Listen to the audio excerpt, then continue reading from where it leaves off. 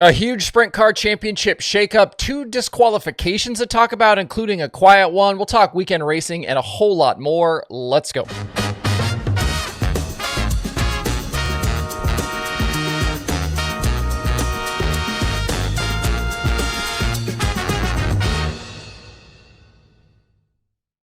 It's Sunday, August 31st. I'm Justin Fiedler. This is DIRTRACKR Daily presented by Kubota Genuine Parts. It's World 100 week at Eldora with the Baltus Classic today and the World starting on Thursday. If you're going to be in town, make sure to stop by the Whistle Stop and grab something good to eat. It's just a 7-mile ride straight south of Eldora Speedway to Ansonia. All week, you can get breakfast, lunch, dinner, pizza. You can get some food to bring back to the track with you. And when you stop in, they've got a full bar so you can enjoy a nice adult beverage. Andrew and his staff there do a great job, so if you stop in, make sure to tell them that DIRTRACKR sent you. If you want to ride a little bit further south, head to Sure Shot Tap House in Greenville, Ohio. It's a great place to eat, drink, and play. They've got a full menu plus all sorts of adult beverage options on tap, self-pour, plus the Bullseye Game Lounge upstairs. It's got duck pin bowling and 24 arcade games. When you're not at the track, keep yourself fed and entertained with these 2 establishments, the Whistle Stop and Sure Shot Tap House. Thanks to them for their support of Eldora and this show. We'll kick this Sunday daily off with a major shakeup we had over the weekend with the High Limit Championship. We entered the Skagit Nationals weekend with Brad Sweet and Casey Kane Racing holding on to a slim margin over the RSR 87 and the CMR 7BC. But it was the guy who'd struggled kind of recently who really seized control of things after Saturday. Rico Abreu's 24 team trailed by 75 points, but after sweeping all 3 nights and depositing over $150,000 in their bank account, it's suddenly Rico who's in control out front. He leads the 87 team by 10 points and KKR by 35.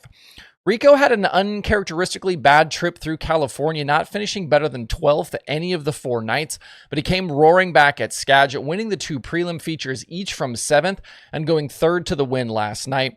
On a weekend where Gio Scelzi missed the top 10 all 3 nights, Justin Sanders was up and down. He had some good runs, but also a finish outside the top 15. And Brad Sweet suffered a miserable 3 days. Rico was there to take advantage. There's still a lot of racing left here with High Limit, with 15 race nights still to go, but this was a big swing of momentum. And the series heads next to Port Royal, which is a track we've seen Rico be fast at before. He's got a chance to really put a gap between himself and everyone behind. Skagit is usually a place where Sweet has run well in the past, but they couldn't overcome just a string of absolutely terrible luck. Thursday was broken suspension in the heat, Friday was a broken power plant, and last night the 49 went a lap down after a spin. Finishes of 17th, 13th, and 19th have relegated this team to 3rd in the owner standings and 2nd in the driver's points. Behind Rico's wins, Justin Peck will be left wondering what could have been. Laps led Thursday and Saturday, but winless on the weekend. Dason Persley had a solid couple of days, and Tyler Thompson, the best running local. Up next for the Kubota High Limit Sprint Cars is a mad dash back across the country from Washington to Pennsylvania as the Tuscarora 50 starts on Thursday. A big question will be if we'll see Aaron Reitzel this week or if Justin Sanders will need to continue his fill-in role for another set of races.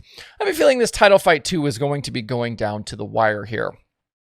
At Lernerville for the Hillbilly 100, Garrett Alberson and Ricky Thornton Jr., the 2 race winners, both drivers leading flag to flag on Friday and Saturday, and both starting on the outside front row of their respective features. Alberson topping Devin Moran and Hudson O'Neill Friday, and RTJ beat Jonathan Davenport and Max Blair. Alberson now with a career-best 3 Lucas wins on the season, and that was RTJ's first career Hillbilly 100 score. No changes in the Lucas Final Four, with Thornton still leading Davenport, Moran, and O'Neill 3rd and 4th. Brendan Shepard's gap to O'Neill is still 220, which isn't impossible to overcome in a single weekend, but he'll need a lot of help when Lucas heads to Knoxville in a few weeks if he's going to get into that Final Four. If you're curious how Josh Richards' return to dirt late model racing went, he was certainly left wanting more. He was fast in qualifying, going 3rd quick in his group on Friday, which set him up for a 2nd place heat race start. And he was inside the feature transfer, but ended up losing the engine in that heat and then was done for the weekend. They DNS from the B-main and decided not to race on Saturday. In comments to Flow Racing's Kevin Kovac, Richards pointed towards the Pittsburgher 100 as possibly his next dirt late model appearance, which, if you pay attention to this show, you already knew. Reading comments over the last week or so, it definitely seemed like a lot of folks thought Richards would perform poorly, but he looked plenty fast to me when he did get the chance to participate. Another interesting note, no Dalton Wilson at Lernerville. The team shared to social media back on Friday that they wouldn't be at Lernerville, quote, due to circumstances beyond our control, unquote. They did say they will return to series action at Knoxville. Wilson 8th in series points, and they will likely get a hardship waiver from the series to maintain their status. Luke is quiet now until September 18th. Jumping back to sprint cars, another driver who had a miserable Skagit weekend was James McFadden. It was going so poorly, they decided to leave after Friday night and drive all the way back to California to race at Calistoga. They were just not fast either Thursday or Friday and couldn't dig out through heats in the Bs. They ended up pulling off in the Friday B after McFadden slowed, and the decision to head south, it paid off. Except for a brief moment where Spencer Baston led last night before a caution negated the move, McFadden led every lap of the NARC feature for the $5,000 win. That caution that negated Baston's move actually caused by Baston when he got over the right front of Mariah Eads' car trying to put her a lap down. Baston did later pull off in that race. Shane Golobic and DJ Netto also on the night's podium. Netto will extend his championship lead with Tyler Thompson up north at Skagit. Bit of a strange night at Calistoga. A heat race is canceled after officials were concerned about track conditions. The night was made show-up points only. There was drama in the night's USAC CRA feature late when RJ Johnson and Ryan Bernal crashed out of the top 2 spots coming to the checker. Johnson had led most of the way, but Bernal got by on the white flag lap, and then into 3, Johnson tried to make a move low, but Bernal had kind of shut the door. The two ended up in the outside wall. Bernal clearly not pleased with Johnson's move there. That left it to JJ Yaley, who was in the right place at the right time to, I believe, score his first ever USAC CRA victory. Austin Williams and Logan Seavey finishing 2nd and 3rd. Seavey was indeed driving that second Pulse Silverworks limited entry that we told you guys about last week. Seavey coming west does mean he gave up his spot in the USAC Midget Championship, falling off from a 7th place position in the standings. Seavey was winless on the season in the Midget. Both NARC and the CRA will do it all over again today at Calistoga. Looking through some other weekend open wheel winners, Cap Henry swept the All-Star shows at Attica. Caleb Henry maintains the points lead over Zane DeVault. Logan Julian and Max Guilford split IRA wins. Jason Martin and Seth Bergman were ASCS winners. Gavin Miller won the USAC Midget Show at Bloomington.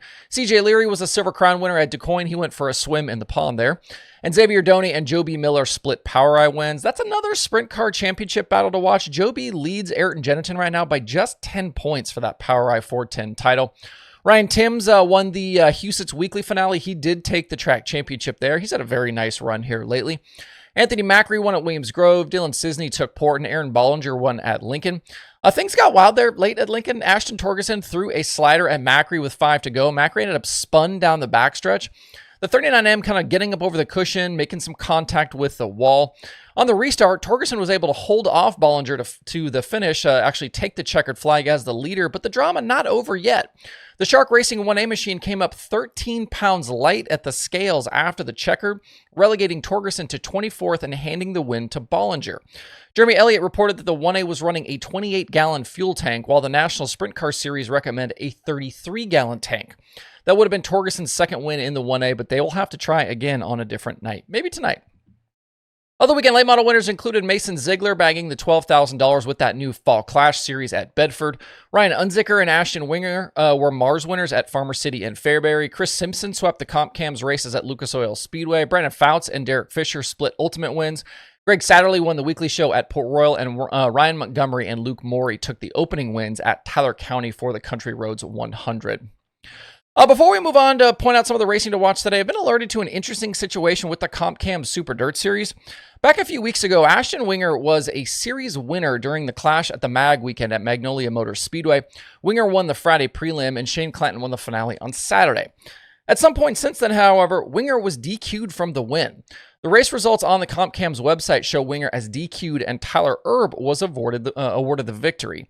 Comp Cams hasn't released anything publicly on the matter that I can find, and neither Winger nor Erb have commented online about the situation. I did reach out to the series for confirmation on what Winger was disqualified for post-race, but have not gotten a response as I record today's episode. Winger DNF'd in the heat that Saturday night and did not start in the B-Main. He has not competed with Comp Cams since then. Depending on the infraction, you'd assume Winger lost the $5,000 for the win, but whether there was an additional fine and suspension is obviously unclear. I'd assume a droop penalty would have been found pre-victory lane, as would have a weight infraction. One type of penalty wouldn't be known until later, as maybe a failed tire test, but outside of rumors and speculation, there's nothing from the series to confirm that. If I get a response here, I will certainly let you know. Looking ahead to tonight, there is a ton of racing still to come, given it's the Labor Day weekend. That includes the World of Outlaws at Huset's, who had their Saturday show rained out. Tyler County has big money on the line with the late models today. We know Hudson O'Neill is headed there with the Rumley car. There's more sprint car action at Lincoln. There's USAC Midgets at Angel Park, the Baltus Classic at Eldora, and a whole lot more. Make sure to drop by DIRTRACKR.com/watch tonight to get a full look at all of the possible streaming shows you can tune into. We're going to shut it down right there. Hope you guys have a great rest of your Sunday out there. We'll see you right back here tomorrow.